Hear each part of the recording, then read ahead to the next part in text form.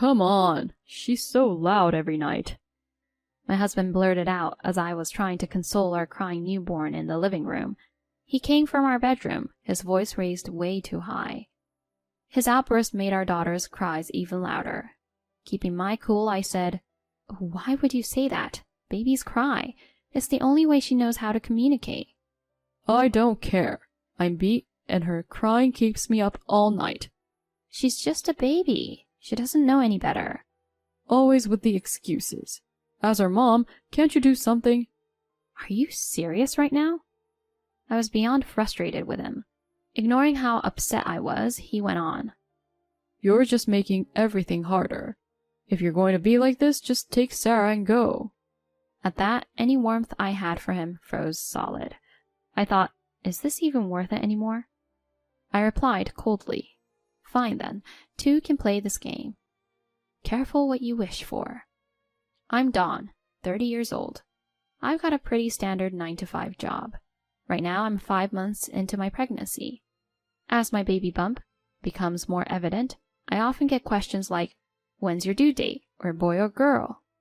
Lucky for me, morning sickness hasn't been too rough, so I've managed to keep up with work. As times go on, my job's gotten busier. There were moments when the ups and downs of my job were a lot to handle, but I've pushed through, especially for the sake of our upcoming little one. Financial stability for the baby has always been top of mind. Another reason I've kept at it is because of my husband, Ron. We tied the knot 2 years ago. Back when we were dating, he had this tough gig at a factory. Long hours and even longer after we got married. Our quality time was minimal. One night early into our marriage, during a rare sit-down dinner, he started. I'm sorry, Dawn. Even though we're under the same roof now, we barely... I knew where this was going, and though I missed him, I knew it wasn't on him. I offered a comforting smile. "Don't worry about it. I see how hard you're grinding. I'm just grateful you're my husband." He admitted, The factory's struggling, and it's been rough. "Oh, I had no idea." Lately, not only was he physically drained, but he also seemed emotionally down. His paycheck took a hit with the factory's downturn. And if that wasn't enough, a few months later, the factory shut down. I tried to lift his spirits. "Take some time off. I'm still working. We'll be all right." You sure about that? Feels wrong leaving everything on you. "It's fine. We've got some savings tucked away. Use this time to rest up." Thanks, babe. I'll start looking for something once I've recharged. But time passed, and he didn't. He finally settled for a janitorial job. Now, 1.5 years since his factory gig ended, he's still in that role. With my maternity leave coming up, our income's about to take a hit. Our nest egg's not bottomless. He seemed thrilled about the baby, but he's made no moves, job-wise. So I decided it was time for a heart-to-heart. "Ron, how's the job search going?" Job? I've got one right now. "But it's just part-time. Remember when you left the factory you said you'd get a steady job to support us?" Well, I'm still bringing in some cash, aren't I? "It's just $500, though. Honestly, that doesn't even cover our groceries." Now, while it's true that Ron had a part-time gig, he was pulling in less than $1,000 a month. He said he was trying to save, so he'd hand over only $500 for our monthly bills. While I appreciated what he did give, it barely scratched the surface. I was the one covering the rent, utilities, and all our daily essentials. It wasn't like he was really pulling his weight. And yet he strutted down like he was king of the hill. It was seriously stressing me out. "You're only working part-time and don't lift a finger around here. How can you act so proud? I'm the one pregnant, working full-time and doing all the housework." When I found out I was expecting, he was over the moon, but that didn't mean he was about to help out. I took care of all the cleaning, meals, and even prepped for the baby. I was also juggling the bills, making sure we stretched every penny. He, on the other hand, would just kick back after his short work shifts. My patience with him was wearing thin. Time and time again, I'd asked him to get a full-time job, but he'd just sulk and dodge the conversation. Time flew, and before I knew it, I was in the home stretch of my pregnancy. Instead of being there for me, Ron started hitting the bars more and more. One evening, I told him, "Your baby's coming soon. Can you maybe come straight home after work?" He shot me a nasty look, slammed his drink down, and snapped. Deal with it yourself. You've got a phone, so if something happens, just call 911. Come on, I'm not asking for the world. Just be there when the baby comes. Why should I change for you? I'm stressed from work too. Let me live a little. I'm working too, you know. Why act like you're the only one struggling? I need you here when the baby arrives. He just scoffed, giving me a glare that sent chills down my spine. I barely recognized this man. He was a far cry from the man I'd fallen for. Fast forward a few months and our beautiful daughter Sarah was born. It was such a joyous moment for me. I held on to hope that Ron would step up, but my hope was misguided. After Sarah arrived, he didn't change. If anything, he got worse. A week after I came home from the hospital, he wasn't pitching in with Sarah or around the house. Instead, he'd start yelling at our baby girl. Why do I always come home to her crying? He'd shout, obviously tipsy from his night out. In a fit of rage, I said, "Really? You roll in late drunk, and all you can do is gripe? You don't help out, and yet you're screaming at her?" What? Looking after the house and baby is a woman's job. You're home all the time, so deal with it. Seriously? She's your daughter too, not just mine. How can you be this way? Stop whining. If you have time to bicker, soothe the baby. He popped in his earbuds, shutting the door behind him. My blood was boiling. Nights with Sarah were tough. I was running on fumes, and even when I tried all the tricks, sometimes she'd just keep crying. That night, I walked circles around the living room trying to get her to settle. Suddenly, the door to the living room flew open and Ron charged in, clearly irritated. Come on. She's so loud every night. Can't you quiet her down for once? Sarah wailed even louder, obviously upset by his tone.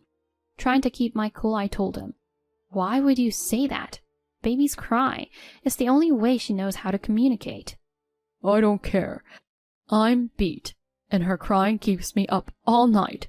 She's just a baby. She doesn't know any better. Always with the excuses. As her mom, can't you do something? Are you serious right now? I was fuming, but bit my tongue. Just stop yelling. It's making her cry more. What, so this is my fault now? No, I'm saying I'm at my wit's end here. I've got work, house stuff, and I'm running on 0 sleep. If you think you can do better, be my guest. Why me? Aren't you the mom? And you're what? Oh, right, the dad. Maybe help out once in a while? My emotions were all over the place. Anger, frustration, heartbreak. But he just shot back. If you're not too busy playing the victim, maybe do your job as her mom. Seriously, what's your deal? Seriously? You're just making everything harder. If you're going to be like this, just take Sarah and go. At that, any warmth I had for him froze solid. I thought, is this even worth it anymore? I replied coldly, "Fine then, 2 can play this game. Careful what you wish for." What's that supposed to mean? You'll see. As I strapped Sarah into her carrier, I started grabbing our things. Ron seemed taken aback but didn't stop me since he was the one who said to leave. The next morning, I loaded up the car and drove to my folks' place a short distance away. They were stunned to see me, but after hearing everything, they welcomed us with open arms. While I didn't hear a peep from Ron, life at my parents' was pretty great. I couldn't help but chuckle to myself, wondering when he would hit his breaking point. Sure enough, about 2 weeks later, my phone buzzed. It was Ron. I picked up, keeping my voice even. "Hey there." He sounded panicked. What's the deal? I just got a notice about our rent bouncing. Huh? Maybe you ran out of money? That's not the problem. The rent pulls from my account, and you were supposed to send your half. Well, that was the deal when we were living together. Last time I checked, I'm not there. I could tell he didn't see that one coming. He wasn't expecting me to stand my ground. As I tried to explain things to him, Ron's patience wore thin. Enough. I didn't sign up for this. When did we agree to this? Actually, you should be saying thanks instead of getting mad. Thank you. Why would I? You still don't get it, do you? Look, when you were out of work, I was the one footing the bills. I took care of rent and all our expenses because we shared a home. But I'm not there anymore. Connect the dots, Ron. Hold on. So you're not going to pitch in for rent? Bingo! If I'm not living there, why would I? You've got to be joking. How am I going to manage? I could tell the reality of the situation was dawning on him. Come on, Dawn. Let's talk. I'll swing by and get you. Talk? We've tried that. Every time I reached out, you just dumped everything on me. I didn't intend to. Really? After how you've acted? How can you say that? Please, just hear me out. I'll step up. I'll help around the house, care for Sarah, and I'll find a solid job. He sounded like he was about to break down, but it hit me. He hadn't once apologized. If we went back to how things were, we'd just end up here again. I took a deep breath. Why should I believe you now? I've tried so many times and you just brushed me off. Now that you're in a jam, you want forgiveness? You're something else. Come on, Dawn. I love both of you. Love? If this is your version of love, we're better off without it. You're basically that guy who only calls when he's out of cash. I'm glad Sarah and I saw your true colors before she got older. We don't need you. Keep your distance. I ended the call. A few hours later, he was at my parents' doorstep, but my dad turned him away. He refused to leave, so we called his folks, and they finally took him home. But what he did next was the last straw. He lied, saying I'd gone MIA, trying to ditch Sarah's education insurance. He even tried to fraudulently drop my life insurance. Luckily, they reached out to me and his plans crumbled. I was done. His own parents were livid. They made him draft divorce papers and send them my way. Once he lost us, they cut ties with him too. These days, he's scraping by in some beat-up apartment. And soon he'll have to cough up child support, which isn't going to help his situation. As for me, I decided to stick with my parents for now. After talking with my job, I'll be working from home post-maternity leave. Sarah and I are thriving, and I'm forever grateful to everyone who's had our backs. For the time being, I'm focused on giving Sarah the best life possible and showing her all the love she deserves.